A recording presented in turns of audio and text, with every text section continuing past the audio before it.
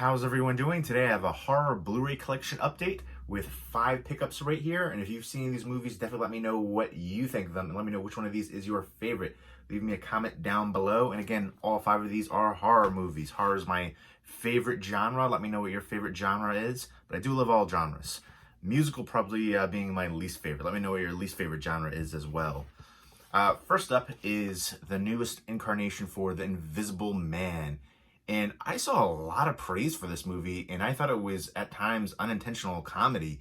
There was just so many ridiculous scenes all throughout. I feel like every other scene was something happening that was just doesn't make any sense at all. And you have to suspend disbelief with movies, especially sometimes horror movies, but this is just so absurd.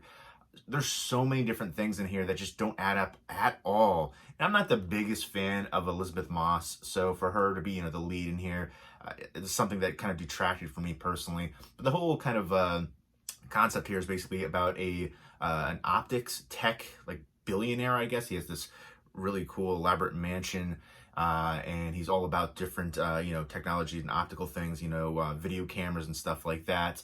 And he's basically obsessed with her, and she's kind of like trapped in the house. So in the very beginning, she escapes, and it's just basically how he apparently kills himself, but she's being stalked by this invisible man. And of course, you find out who it is. And there's technically kind of 2 twists at the end of the movie, but I found like both of them to be very predictable. And so basically she stays with a friend, and then, all these weird things start happening in the house. She, the blankets get pulled off over her, she hears cell phones going off, all these different things, and finally she figures out it's the Invisible Man. And, even after death, he's stalking her.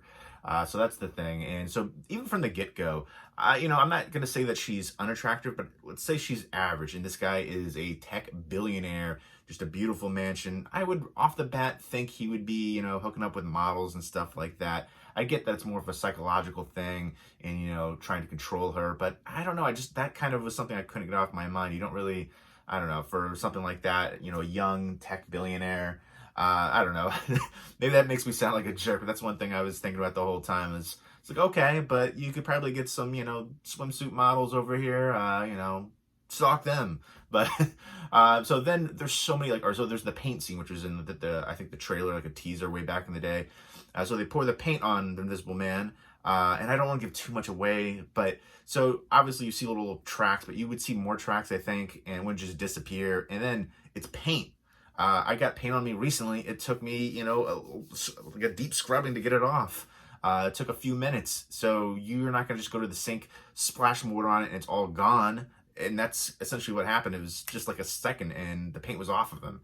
So that was another. There's so many different scenes. There's a scene where she's in like a mental institution kind of thing. Because of course there's, people are going to think she's crazy. Invisible Man, things happen, and she's blamed for it because she's in the proximity. Like there's a scene where this girl is standing up and she's on the floor, and the girl gets hit by the Invisible Man, and the girl claims that she hit her. How is that even possible? You're standing up, she's on the ground, you're like 5 feet apart. How would that ever make any sense? I know you don't understand there's an Invisible Man there, but still, like, it just wouldn't make any logical sense. And then there's another, like I said, she was in the mental institution, kind of like a prison-esque kind of thing going on there. And like all these officers are being, thrown about, and she's like 20 feet away, and they're like still like putting the guns on her, blaming her for it, for the actions. And that's another thing too. Did the Invisible Man suddenly have superpowers? Because he was just like flinging people across the room. There's so many things about this movie that are so absurd and ridiculous. I don't know how anybody can get through this one. This one was below average just because it was so many different scenes were just so stupid. It's so ridiculous and so insipid, and just, it angered me. It angers me thinking about it, just how terrible this freaking movie was. There's a lot of, washed out hues to it, kind of reflecting the bleak tone, grays, blacks, things like that. You can see right there on the back, some blues and stuff. But yeah, it does look good on 4K if you're a fan. The darker blacks, inkier and things like that. The contrast, so it does stand out for that. So it's a good presentation-wise for home video. Some deleted scenes and special features right there. Again, I thought Hollow Man was one of the better kind of takes on the Invisible Man. Paul Verhoeven with Kevin Bacon, who plays an awesome villainous character, Elizabeth Shue too, Josh Brolin. But yeah, this one to me was below average. I'm not a fan of Elizabeth Moss. I wasn't really a fan of anybody too much in here. And just, again, you have to suspend disbelief so much, but there's so many things that don't make any sense in here. So many ridiculous, like every other scene, there's something that was so absurd and stupid. There's like, how would that would never play out like that. It would just never happen. And then again, the twists I thought were very formulaic and predictable, especially the ending. It was just like, come on. So I just couldn't get past that because there's just so many instances of that throughout the film where it was just so ridiculous and stupid. And again, the twists you could see coming a mile away. So overall, I thought this was disappointing. It did get a lot of praise though. So, check out the trailer. If the trailer intrigued you, I'd, give it a shot, I guess. But for me, I just couldn't get into it at all. Again, good presentation though. This is released from Universal. This is the 4K Blu-ray combo pack. And yeah, it has commentary too. And, again, I would recommend Hollow Man. The Hollow Man 2 was terrible with Christian Slater, who was barely in the movie at all. I feel like actually screen time of him actually being on camera was like 5-10 minutes. And then the rest was his voice. And I don't even know if it was his voice because it sounded like almost like an impersonation of Christian Slater. But the first Hollow Man movie was awesome. So definitely check that. I'd recommend that over the new Invisible Man. I like the concept though with the stalker thing. I thought that was cool. And then there was something else I thought was kind of unique. But again, I don't want to give too much away, but there's too many instances where it doesn't make any sense. Like also the hiding place in his house. You're going to tell the government about this one huge, game-changing thing, and they're not going to just go through the whole house, turn it upside down to find your little closet hiding space. Come on, get over it. That's so ridiculous. There's so many, it's literally every other scene. Something so stupid and ridiculous happens. I'm sorry, I'm just getting angry even thinking about this movie. I couldn't give it a full recommendation for me personally, but it does seem to be a lot of people out there that love this movie. High praise. I've seen mostly positive reviews for it, but it was rough for me to sit through. I was just angry, yelling at the movie. I rarely get that worked up about a movie. All right, The Hunt, which I heard a lot of criticism for this one, actually. Kind of mixed reviews, but a lot of criticism, especially for, the political aspect of it. And it's kind of, satirical. And they try to take a whole Orwellian kind of approach to it, especially towards the ending. They explain a little bit more, and the character Snowball. So it's basically about how these elites are kidnapping these deplorables and hunting them at the manor and killing them. And there's I thought it was actually, the very beginning I really loved, because you see a lot of, recognizable actors, and I don't want to give too much away, but some of them are gone pretty quickly, which I liked. I was like, oh, I wasn't really expecting that. I thought they would be kind of, staying around a little bit longer. On the lead actress right here, Betty Gilpin, I haven't seen her in anything, at least lead role wise, and I thought she was amazing. And then there's basically, this group of elites who, capture them, and they have this elaborate setup all over the place, makeshift areas, it makes it look like certain things that are actually real, but they're not. And they're hunting them, and they have to fight to survive. And at the very end, there's a showdown with this mysterious woman, and I thought that was interesting, but again, something that you have to suspend disbelief so much to get past. Especially, the ending kind of annoyed me a bit, but overall, I thought it had good tension, frenetic pace.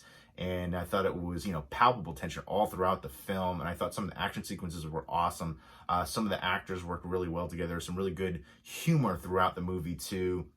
And I really loved her. Betty Gilpin just kicked so much butt in here.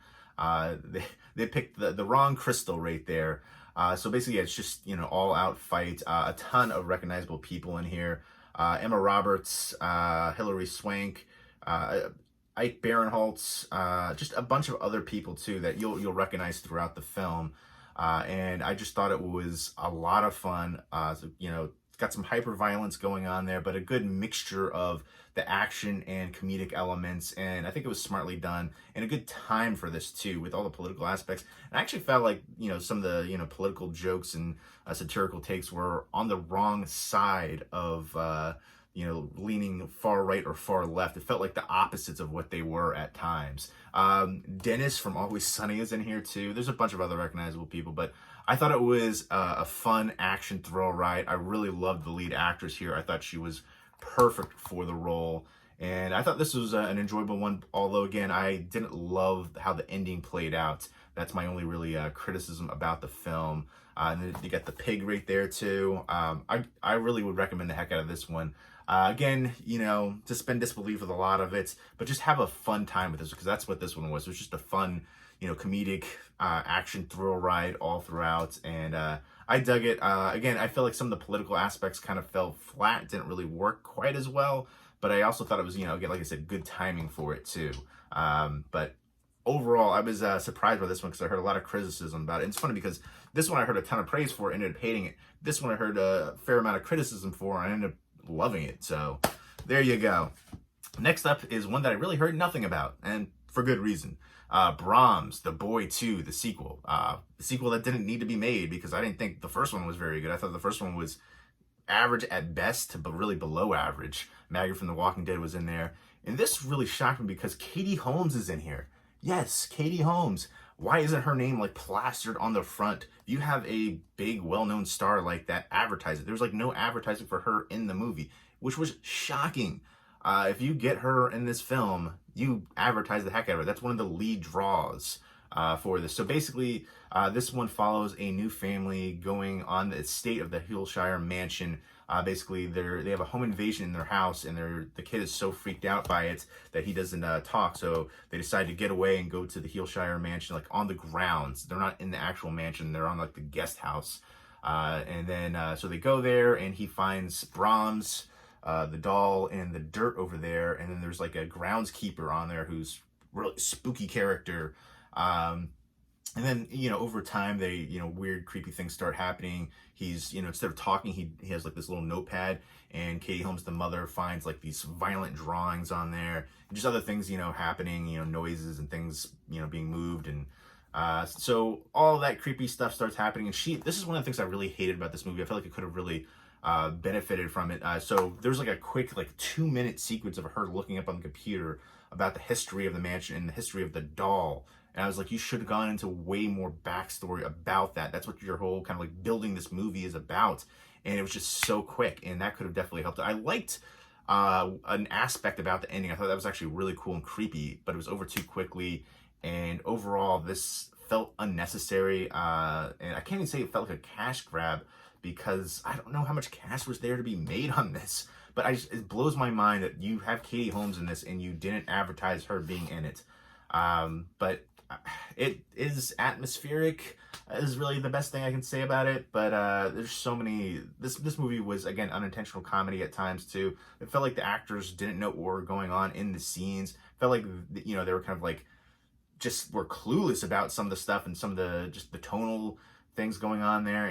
It seemed like the expressions on their faces too. I felt the same way watching. It's what the heck is going on now? The way that they reveal it, and I don't know, it fell flat on pretty much every level. I thought there was a opportunity to make this decent, again, with the history and the backstory with the doll, but they didn't go into depth about it enough, and that was the biggest disappointment for this movie. It could have actually really helped the movie, but nothing really works here.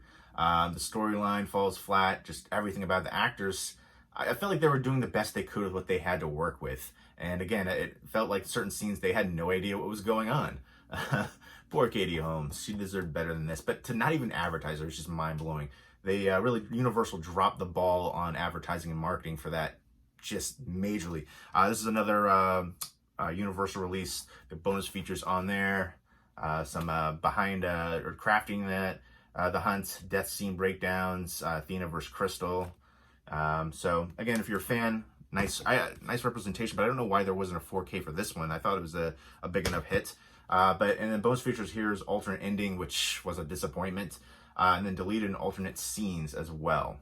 So The Boy 2, I don't know. I felt like I might have liked it a little bit more than the first movie, the first Boy movie, but it still falls flat. I definitely could not recommend this one at all.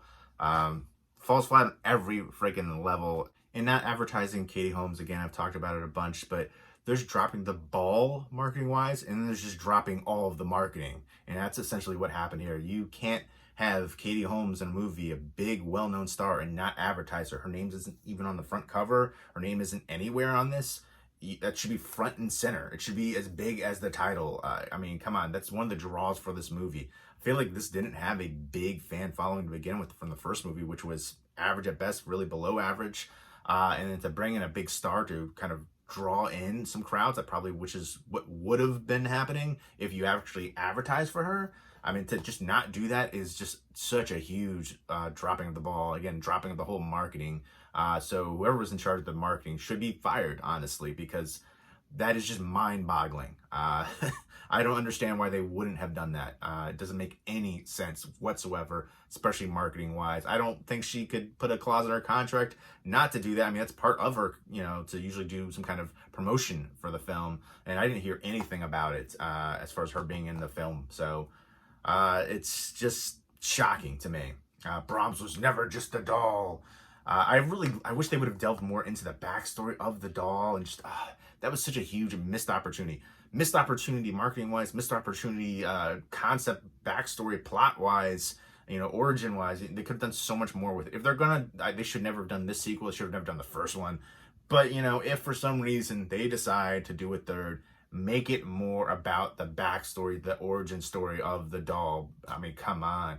Such a there was literally like for 2 minutes of her looking online about the doll. She's like, come on, that's it? That's all you're gonna give us? And that was, you know, probably the most interesting part of the whole movie. And it was gone like that. Next up from Dark Sky Films is Mohawk.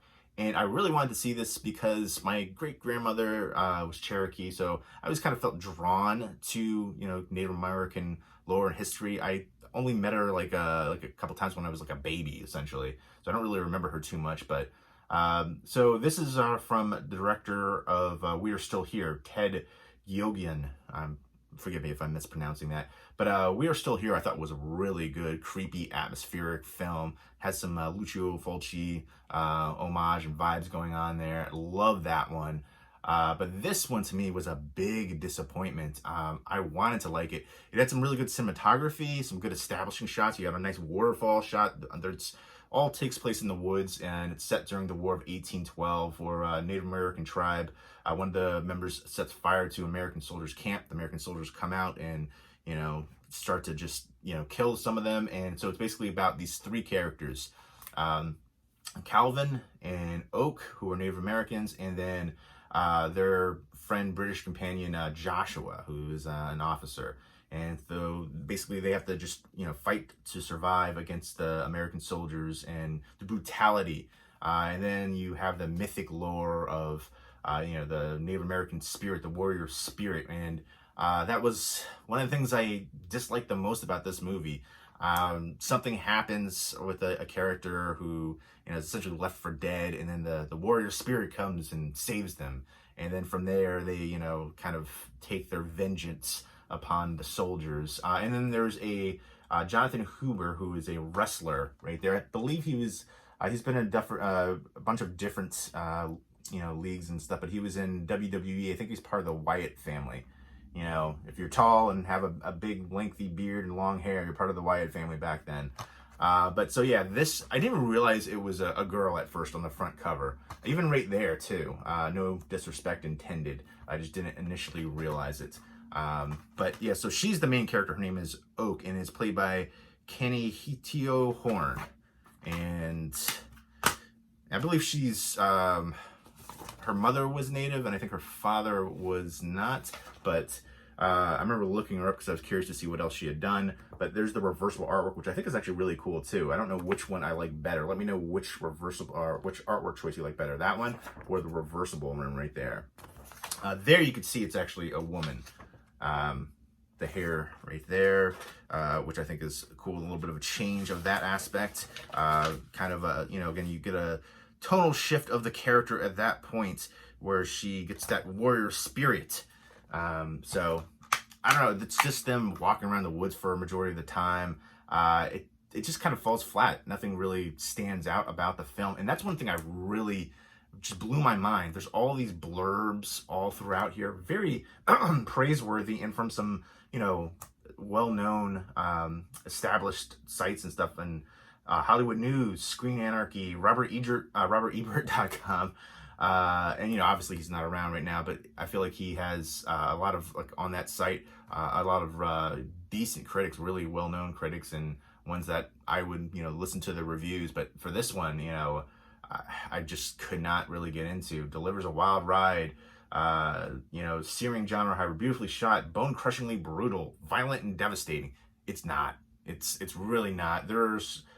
I feel like there's very little violence in it. There's a lot of, tension and build-up and chase sequences going on. But the kill scenes weren't, overly done. There wasn't anything overly violent. The gore effects didn't stand out as far as, beautifully shot.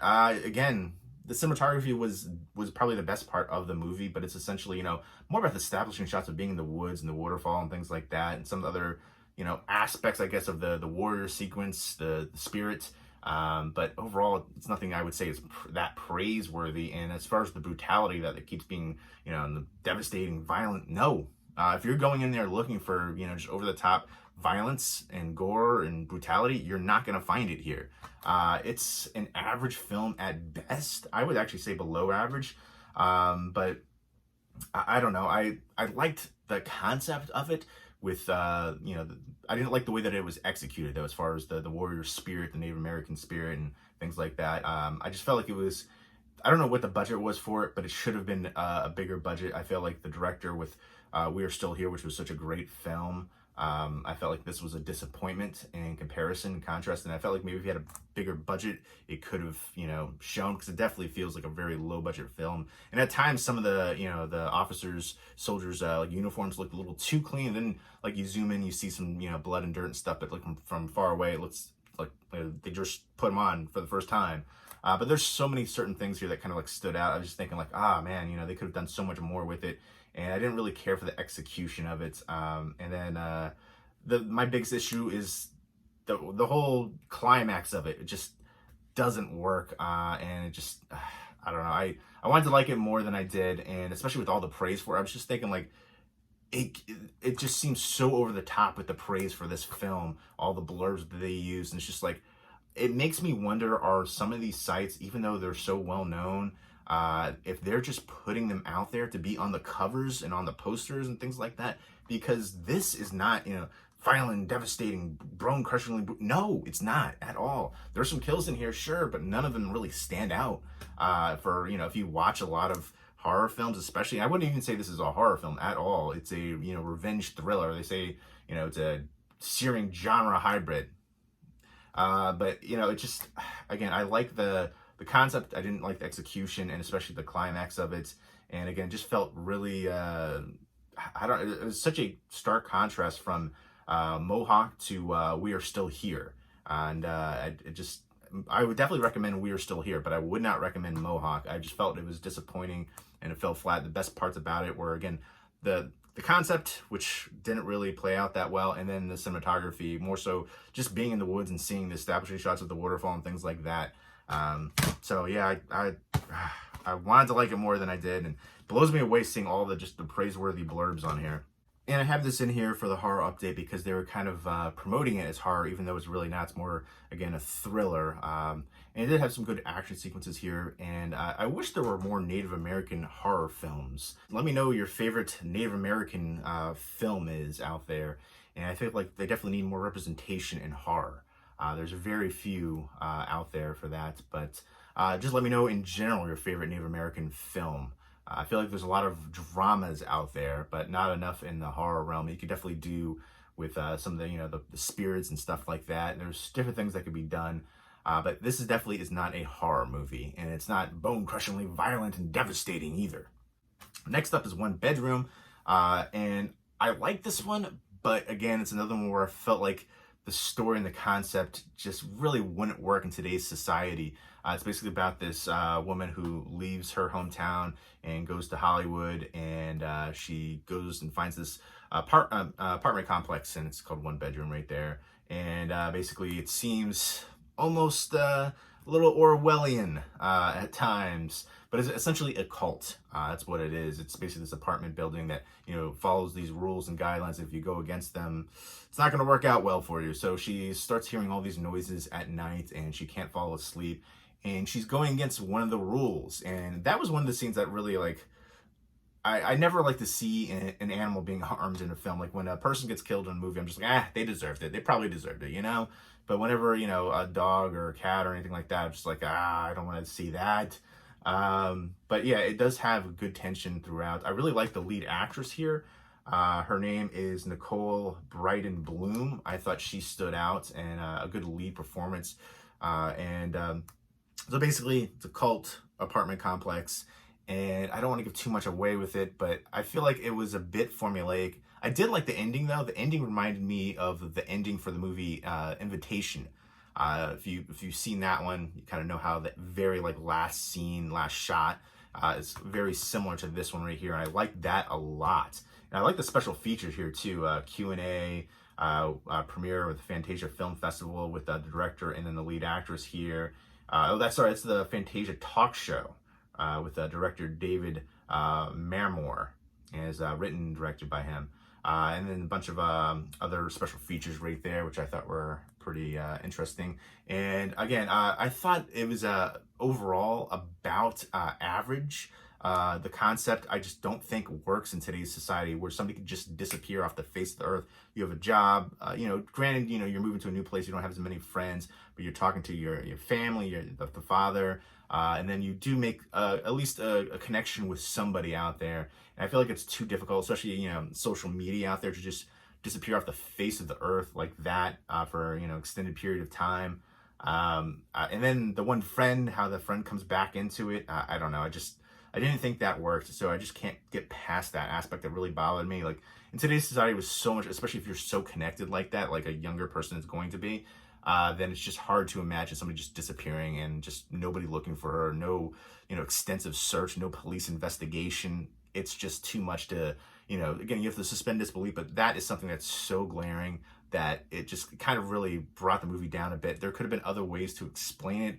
Or, there's other things they could have done with it, but that part, and then also too in the back, they kind of misrepresented it a bit. They say, she could be trapped forever in existential hell. And then I was thinking it could have been, something a little bit different than what it is. It's just very straightforward, but I still think that it is decent, average though, but it could have been better. I really like the ending. I really like the lead actress. I thought it had some good tension here. And I like cult horror movies in general. And there's good thrills throughout, some good palpable tension. And there's some scenes in there, especially like the scene where she gets kind of like captured, if you will, where I was like, oof. And you could definitely, I felt definitely like I wanted her to survive this. I was, rooting for her character. I was invested in her character. And there were some scenes that just got me, cringing a little bit.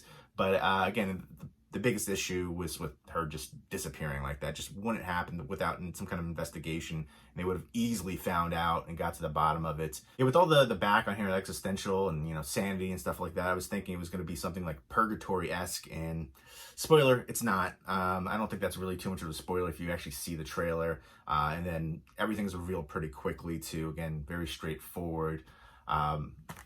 There you go. That look of sheer terror and shock.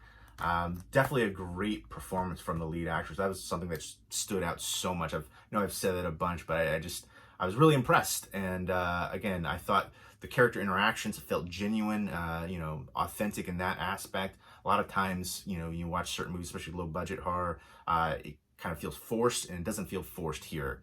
Although there are certain things that I feel like, again, just don't really work. That kind of did feel a bit forced, but not their interactions. All that felt genuine. But yeah, I thought with the way that they were talking about it on the back with her crumbling sanity, it made it seem like she didn't know what was real, what wasn't. And at first they were kind of playing that up with the noises and stuff, and that was quickly resolved, and it's kind of very straightforward with it. But I would say it's worth a one-time watch. Somebody actually left me a comment on my latest video when I picked this up, saying to watch this right away, you'll really like it. I liked it, but I wanted to like it more. Again, the lead actress was great. I love the ending to it. Just that final shot, again, very reminiscent of the movie The Invitation, with that final shot there too. And I thought the actors all did a great job, but again, that one issue is just so big, so glaring, it's just hard to get around it. And there's other things too that kind of don't add up, but overall, I still like the movie, just wanted to like it more. But I definitely want to see more from the lead actress and from the director too. So there you go. Those are the 5 horror pickups. If you've seen any of them, definitely let me know what you think of them, and let me know which one of these is your favorite as well. Let me know what your favorite recent horror movie is within the past year. Leave me those comments down below, and I hope everybody is doing well. Take care.